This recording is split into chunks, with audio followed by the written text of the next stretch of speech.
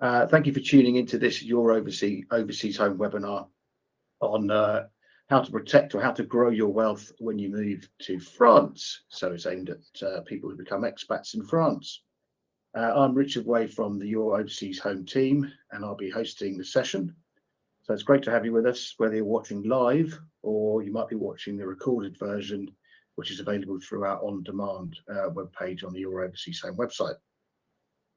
So the aim of this session is to ensure that when you move to France, whether to retire, relocate with your family, perhaps you're going to go there as a remote worker, is to ensure your money and your assets are structured in the best and most tax efficient way for you and in accordance with cross-border regulation. So we'll be looking at things like managing your pensions, your savings and any other investments. What do you do with those things? We'll consider options for being compliant investment tools in France, and we'll probably talk a bit about tax residency and how that works. So cross-border financial planning is a complex subject. Getting specialist advice is an absolute no-brainer, which means I'm about ready to hand over because I'm not the one with all the information. And the person who's going to be helping us today and sharing his wealth of knowledge in this field is Remy Hart, who's from international financial services provider Holborn Assets. Remy is a senior wealth manager there, so his day-to-day work is helping expats with cross-border wealth management, all those things I've just mentioned. So lots of experience. Welcome, Remy. You can hear us all right? Thanks for having me, Richard. Pleasure to be here. Pleasure. Looking forward to it. We've got about 45 minutes for this session. We're going to start with a presentation from Remy. Then we also want to hear from you, our audience. So if you've got any questions, you can ask them by using the questions tool, which you should see on your dashboard. You just type the questions in there, and then I'll field them to Remy probably towards the end of his presentation or after it, so he's got a chance to finish it. And that's that. And that's enough from me then. Remy, over to you. The floor is yours. There we go. Nice full screen. As I said, thanks for having me today. It's really good to be involved with such a strong partnership with two large organizations, and very much don't mind at all doing these and helping people as and where I can. I'll give everyone a brief sort of overview of who I am, who the company is that I work for, and what exactly we do and specialize in. So I'm personally a qualified financial advisor. I hold a QFA designation.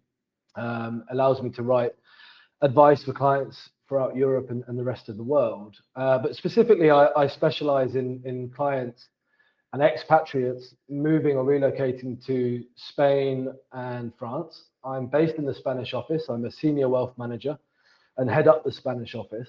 But I've been here around 7 years, and given the experience I have, I predominantly look after clients based in France and Spain. It makes up sort of 90% of what I do and where my clients are based, mainly because I have a great understanding of the tax and legal frameworks within each jurisdiction, and essentially the best way to structure assets and look after clients for the long term. So generally what we specialize in is tax efficient savings and investment vehicles, retirement and pension planning, estate planning, succession planning. We have a property investment arm to the business, citizenship and visa. The list sort of goes on, but a little bit about the company. There's a lot of reasons I work for an organization like Holborn Assets, mainly due to the size and the reputation of the company. We've been around since 1998, it says there. One of the leading global financial services companies. So sounds nice, but we're one of the largest wealth management firms globally, and we operate in 150 countries worldwide. We have offices in Spain, Portugal, Cyprus. We don't have a physical presence in France. We have a satellite office, but as I said, I head up the advice for that region, and I'm well versed in financial planning for expatriates in France. I think there's around 500 employees now, 20,000 clients. Again, have a look at the website, give you an insight to who we are, what we do. So I guess quickly moving on to France, this slide, I'll be honest with you guys, I'm a senior wealth manager and spend my day-to-days speaking, liaising with clients and partners and networking events. One of our paraplanners put this together, so I don't really probably need to go through too many reasons on why choosing France, whether you're going there for the weather or the wine. I think the important parts to be mindful of, I just want to be very clear. I'm a qualified financial advisor. I specialize in financial planning for individuals and families migrating to France and Spain. I'm not a tax advisor. I'm not a qualified tax advisor. Yes, I'm aware of the tax implications and the wealth tax structuring of assets. But for any sort of specific individual requirements or tax queries, we'd always recommend seeking local advice. Your Overseas Home have some great partnerships, as do I. But things to be mindful of is the timing of the move to France. I'm assuming you're all joining this call because you have an idea of moving to France, you're in the process of moving to France, or you've recently arrived in France. Now, the timing is important mainly from a liquidation of assets, like a property, for example. So reasons you're deemed a French tax resident start with the 183-day rule. If you spend over 183 days in France in a calendar year, you're deemed a French tax resident. So UK tax season is April to April. In France, it's January the 1st to 31st of December. That also makes it important to get the timing right. Now, we're on the 10th of July now. If you decided to move to France next week and you hadn't been to France this year, you wouldn't be deemed a French tax resident this year. Why is that important? If you're then selling your UK house, for example, you will likely be exempt from capital gains tax on the sale of your UK property. France will tax you on your worldwide income. So if you were a French tax resident, as of 2025, France would tax you on that capital gain. So it's important just to get the timing right. It's important to, I guess, begin the conversation and ensure your pre-planning is all in line and the timing of your move is correct and the liquidation of assets. I'll touch on pensions in a minute, but it also applies to tax-free lump sums from pensions as well, and ISAs and premium bonds and so on. I think that's the main part there. Obviously, if your economic activity is in France, then you working in France, your main residence in France, your children in France, these are all deemed you as a tax resident. So from a financial planning perspective, it's all really specific to individuals, right? I can give you a brief overview today, but having a sort of one-on-one meeting is going to be key. There's various different tools that you can use for a tax efficient sort of setup in France. Now, there's a lot of reference to the UK here. I understand we may have clients from all over, but as an example, being a UK tax resident, having funds or savings in ISAs, premium bonds, savings accounts, making contributions to pension, these are all great as a UK tax resident and absolutely the right thing to do. Now, as a French tax resident, which at some point you will be, again with that timing aspect, our main role really is specializing in alternative vehicles as a comparison to UK ISAs or Irish vehicles or Canadian vehicles, whatever it may be, is establishing your wealth in France in a tax efficient way. And that comes down to your objectives, what your income requirements are, what your goals are, what your plans for succession are. But there's certainly some really solid structures to set up the wealth. Some people like to bury their head in the sand, leave the ISAs, leave the pensions, see what happens. Perfectly fine strategy if you're planning to move back in 12 to 18 months to keep them open. But if you plan to stay in France long term, then they're going to hold absolutely no benefit for you. A simple example is if you've got, let's say, £100,000 in a UK ISA, you move to France next year and you leave it as it is. In 2 years' time, you want to buy a nice gîte on your property, or the wife wants a swimming pool, and you want to liquidize the ISA, the French tax authorities will tax you on the full amount. So whatever the progressive rate is on your income, it may be 19 to 28% or 30%, for example, it's going to be taxed at full.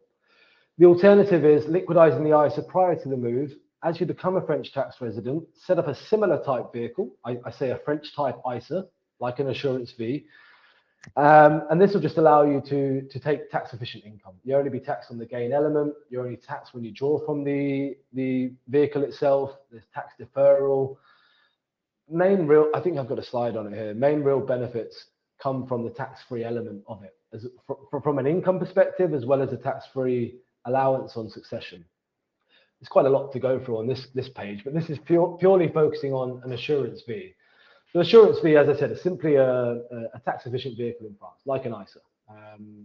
Now, these are available to all nationalities. And again, it's specific on what type of assurance fee you want, and depending on age, income requirements, risk tolerance to investments. That's the purpose of a one-on-one conversation to find out your needs and prepare any recommendations or advice.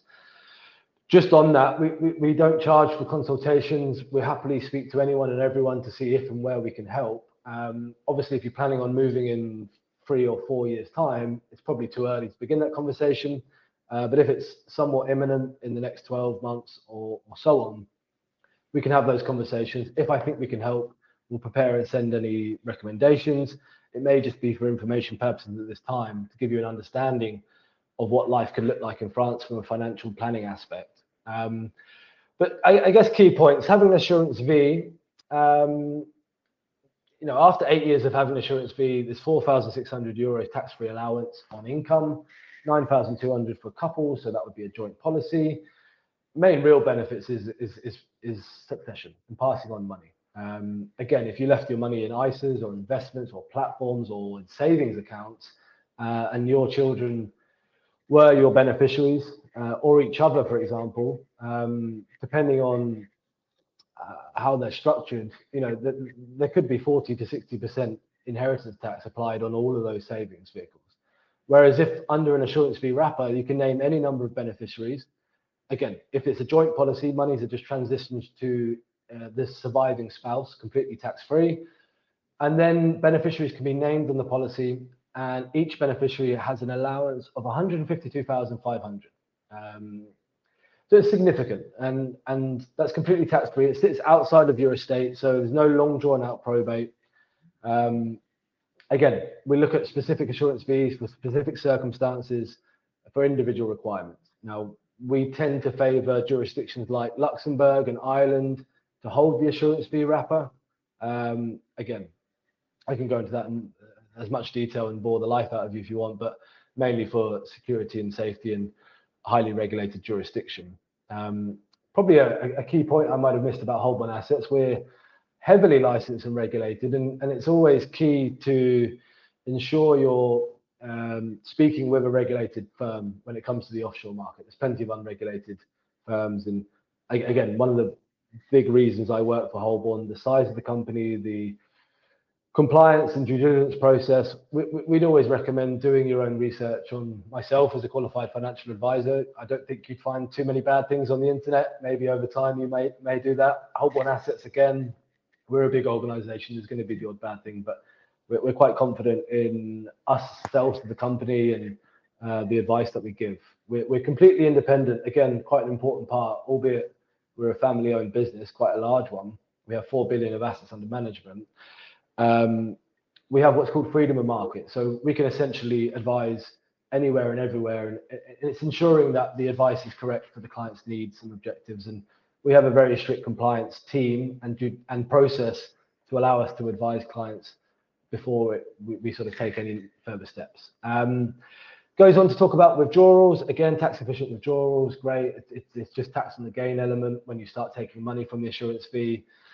Currency flexibility within the assurance fees. We have vehicles that allow you to invest in sterling without changing monies drastically into euros. Obviously, you'll be living in euro land, and it may be a conversation. Similar to your overseas home, we work closely with smart currencies. Quite a fluctuating market at the moment, and we'd always recommend using a currency company on larger transactions, just to ensure we get the best rates, forward contracts, and so on. I'll let the currency experts speak to that, but yeah, again, it comes down to that requirement of what's needed for an investment vehicle, and just having an overview of what the current assets are looking like in your home country, and how, as a comparison, we could better set them up. Again, there's no cost or obligation to take my advice. There's no commitment to do anything if I send any advice through. We'll go through it step by step, just so you're clear. And I'll send you a complete breakdown and comparison of leaving assets where they are compared to moving them, like to an assurance fee vehicle, and what the benefits are.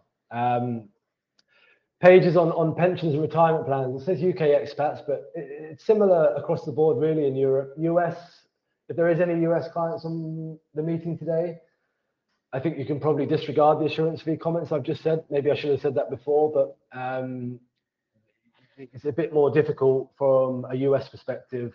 Links to the IRS. We have a US specialist advisors, well, a team of US specialist advisors, one I work closely with, who's well positioned to at least begin the conversation with you. But generally, we tend to leave US assets in the US and just manage them from a European point of view, similar with retirement accounts. But for UK, for Ireland, for the rest of Europe, we can always look at alternative ways to manage existing private and occupational pensions. When it comes to government pensions, they are 99% of the time locked into that country. Obviously, you can still receive them. You can receive them into your home country bank account, into your new country, in France, for example. There's a double taxation agreement. You're never going to pay tax twice.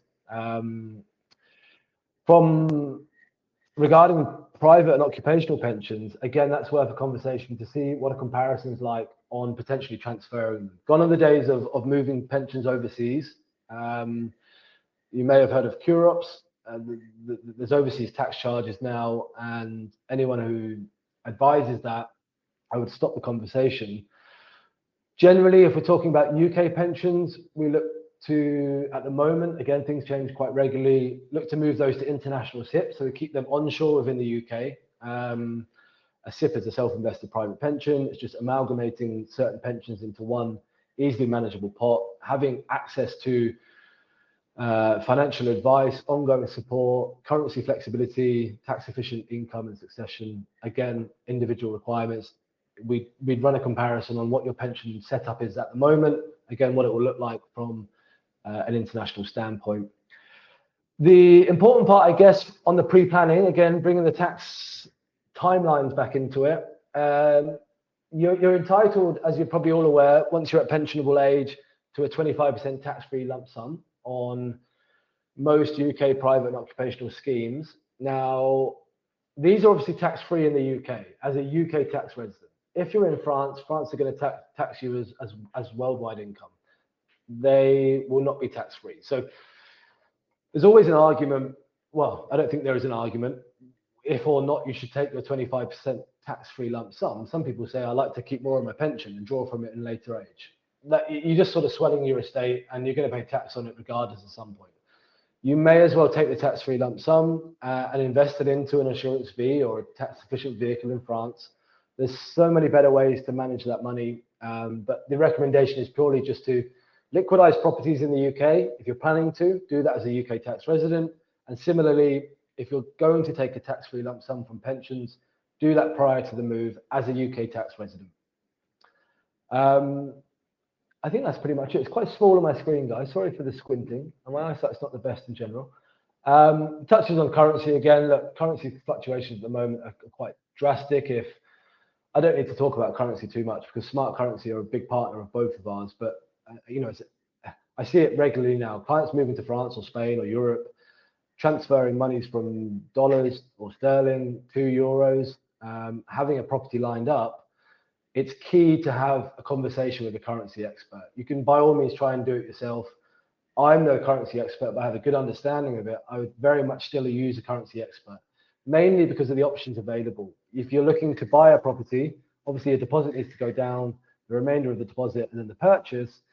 You've got a scale of time that you can transact currency conversions. And someone like Smart Currency can use forward contracts to lock in rates. Highly recommend doing something like that if you're in that process. I feel like I've flown through that quite fast. I don't know if there's much else I've sort of missed. Again, property investment arm to the business. If that's of interest, we have good partners, all around the world, really. So we can always touch on alternative options. generally speaking, it comes down to, and I'm happy to do so with anyone and everyone, have an individual conversation with me. We'll work out obviously how your assets are structured, what your plans are, what the situation is like. I can obviously assist with that transitionary period to France, and then look at any formal financial advice off the back of that. This is a QR code directly to my diary. You have the next 2 or 3 months, I believe. Feel free to book a slot. So take a picture with your phone. It will go directly to my calendar. It will set up an automatic Zoom meeting, so similar to what we're doing today. We'll have a one-on-one conversation. Again, no cost, no obligation. See if I can help. And yeah, I urge you all to take me up on that free consultation. The diary does fill up quite quickly, so feel free to get a spot. And yeah, Richard, very much open this up to some question and answers. Yeah, I was going to say free consultation. You can't really say no to that. So what can go wrong? Thanks very much, Remy. Really good. We've got a couple of questions. I was going to ask you first, though. You're going to be able to help people in different ways and to different extents. But who are your typical clients, really? What's their sort of economic profile? People you're helping at the moment? Well, it's a good question. We looked into this recently. The average age of my clients is around 60, 65 years old. It's generally people who are going towards retirement age or have retired and built up assets. But don't get me wrong, I have clients who are 19 and 90. So there's anything in between. But generally, it's the expatriate client. I grew up in Cambridge. I studied in the UK and understand the cross-border elements of the UK. So generally, a lot of my clients are British expats in France and Spain and have acquired savings, properties, pensions over time. And that's the general advice I give, is how to restructure it once a French tax resident. Do many of those clients have sort of a collection of pensions with different that they might have accumulated for living abroad in different countries or working for different companies, and I suppose when they move to France, that's a natural time to streamline it all and bring it all together? Yeah, it's not uncommon, especially in the UK. Various company pensions, you know, we look to move those together into one easily manageable pension. Again, we have a pension team who basically runs a comparison on each individual pension policy to see if it's worth transferring at all.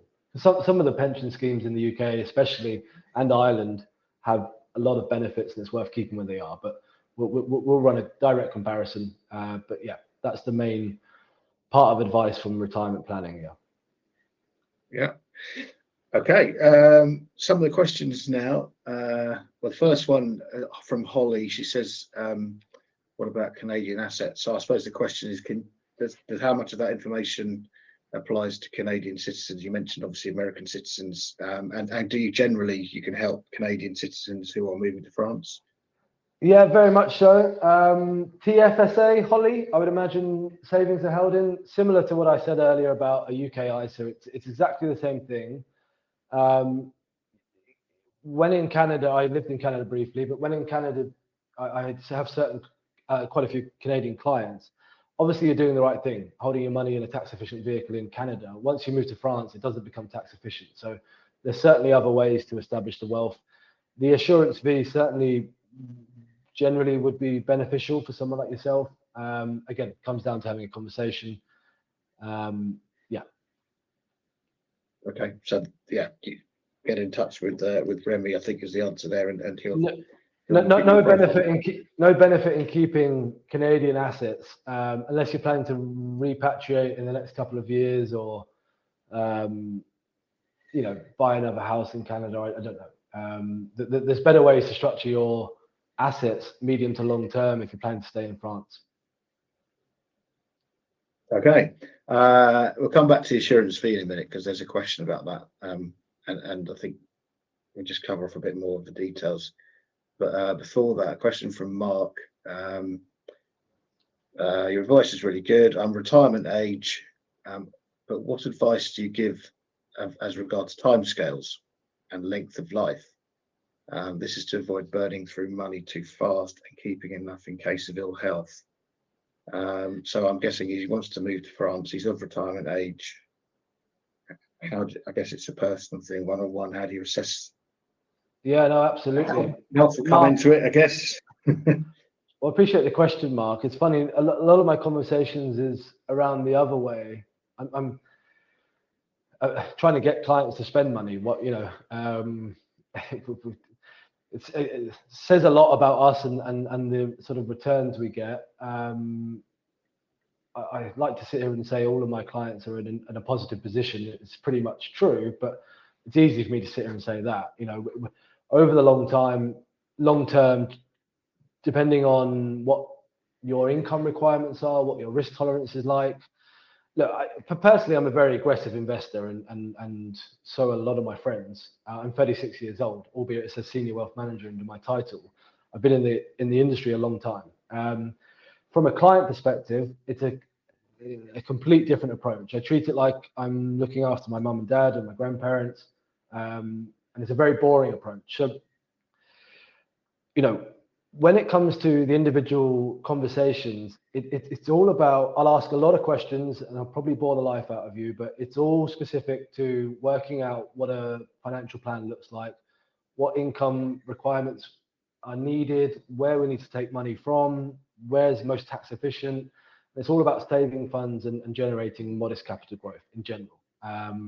So yeah, we do a full income analysis, Mark, and we'll work out what assets you have, how potentially they may be better structured.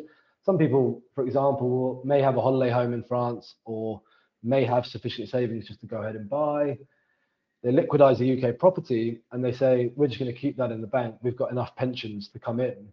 In that case, because they want to pass on money to loved ones, absolutely the wrong advice. You may as well put the proceeds from a property or liquid savings in an assurance fee type vehicle, generate tax efficient savings, keep the pensions because they're going to be taxed at a higher rate.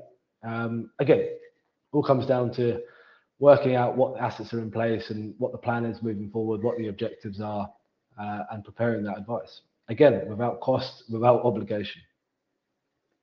I suppose the other thing to factor in here is that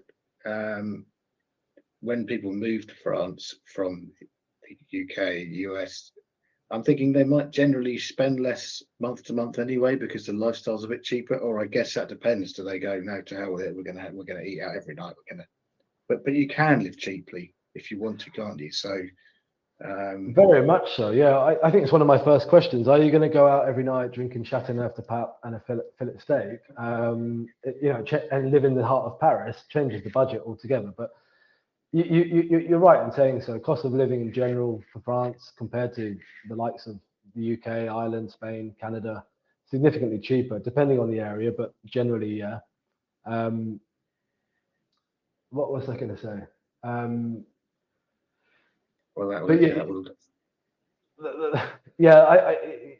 I think if you're retiring from your home country, then arguably we're then looking at replacing income. So your current income might take a significant drop.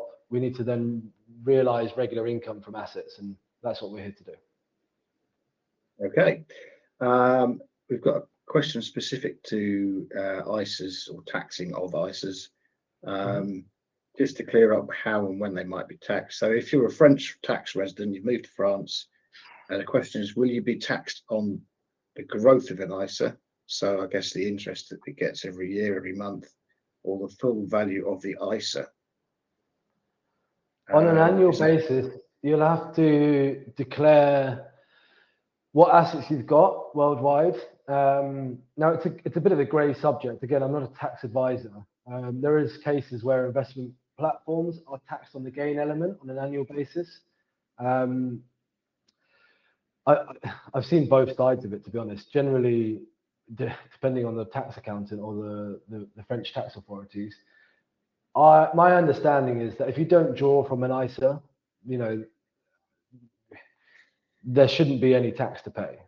If your ISA grows from 100,000 to 150 in 1 year, you've got a 50% gain. My understanding is, again, without drawing money from it, they shouldn't be able to tax you. But again, it's a grey area. Most people want to get their finances in line with the French tax legal and tax and legal framework, right? That's the whole point. We want it all reported without doing anything.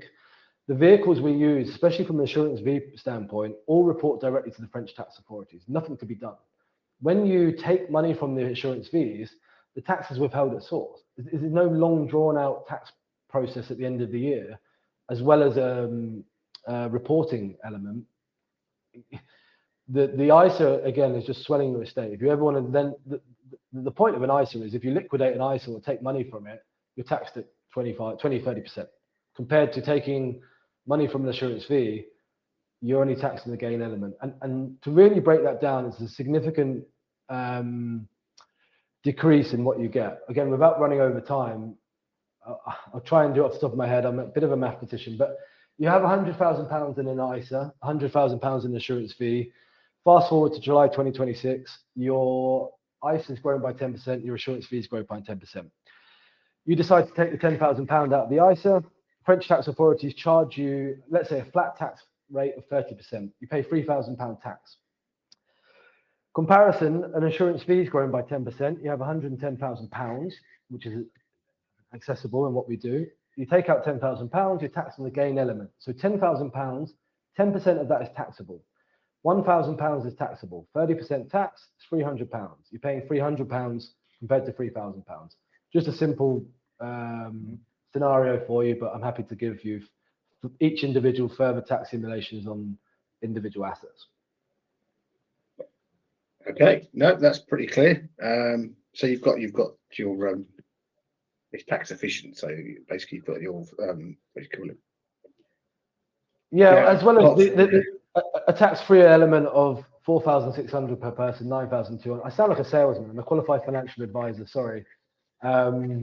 It's just important for people to have the information and understand it, because the main point is succession as well. People want to pass on monies. If you leave 100 grand in an ISA, your son, for example, is going to pay £40,000 when they receive that, compared to £100,000 in an assurance fee.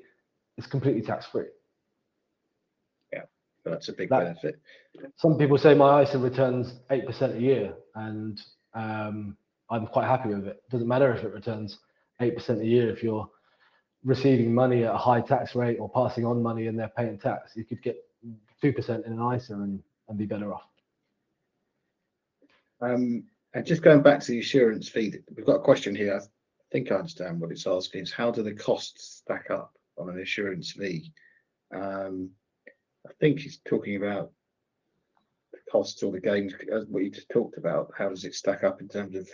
I think they're talking about costs for an insurance fee. Maybe fees is always a good subject. We're obviously a business. We get paid in two ways. We're either remunerated directly by clients, and that's based on a small percentage of initial commission on the initial investment and an ongoing fee, or we're remunerated directly from the institution in which the business is placed. So they pay us an introductory commission. You don't pay us anything. But it all comes down to matching your individual requirements to a specific vehicle, whether that's an insurance fee, whether that's an investment platform, whether that's a property investment. Again, the list goes on, whether it's just a general fixed savings account. Some people might need money in 2-3 years to buy a house. We've got great short-term bonds that you can even set up from the UK that are offering 8%, 10% a year. Again, it comes down to marrying out. But to give people a rough idea, initial setup fee, again, it depends on the value, depends on the client, depends on the vehicle. Are there, so the insurance fee is a wrap, it's a type of wrap. It's like a vehicle. Yeah. So it's like an ISA. So you've got different types of investment, that you can use this for. What are the most common ones with your clients in France? Well, as I said, I have a very boring approach to investments. Again, Richard, you could say to me, Remy, I'm very adventurous. I've got 20% of my assets in crypto. Let's get a punchy investment going. Happy to do so. I'm going to run you through a complete risk questionnaire and analysis and fact finding process, and probably bring that down a little bit. But it's all down to specific requirements. There's vehicles that have basically expected growth rates that net 5-6% a year. They're very boring, black and white, like watching paint dry, but for a lot of people, that ticks all the boxes.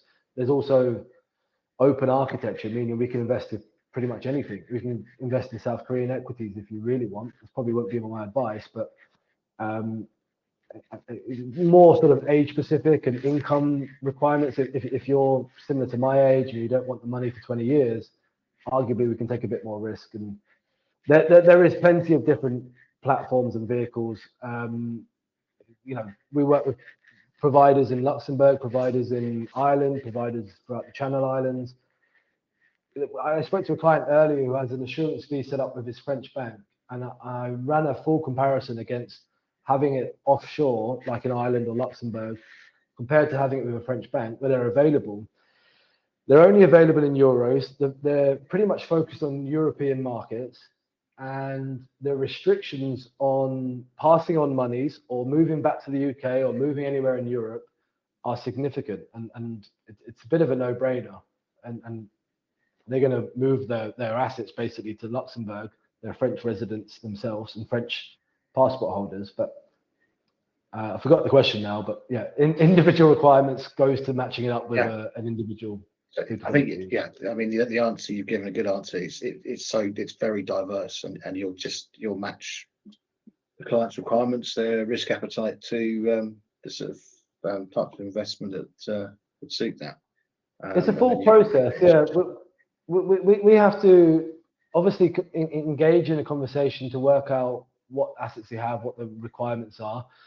If we get to advice stage, then it's a risk questionnaire, a full suitability report. So a suitability report has to ensure that the advice is suitable for the client. We have so many steps, and it's for the protection of the clients. An annoyance for an advisor, but it's our regulatory body does a full compliance check to make sure it's suitable for clients. And that's based on risk appetite, income, and then the vehicle matches up with that. Okay. The other thing I was going to ask about is the property investment products that you mentioned very briefly. What exactly are those? How do they work? It's more for, I guess, enhanced diversification. If you've got various different savings accounts and you're looking at alternative options in France, and generally people with a preference to property, right? I'm not against bricks and mortar. I have certain assets in property and partner in a real estate firm here, but everyone knows what a property investment does. It's not a tax efficient vehicle, but I'm not a property investment specialist myself. We have certain partners that deal with that. And if you're looking at property investment, I still tend to favor the UK and Germany for safe and secure jurisdictions, rental demand, capital appreciation. We've got a lot of partners in the Middle East as well.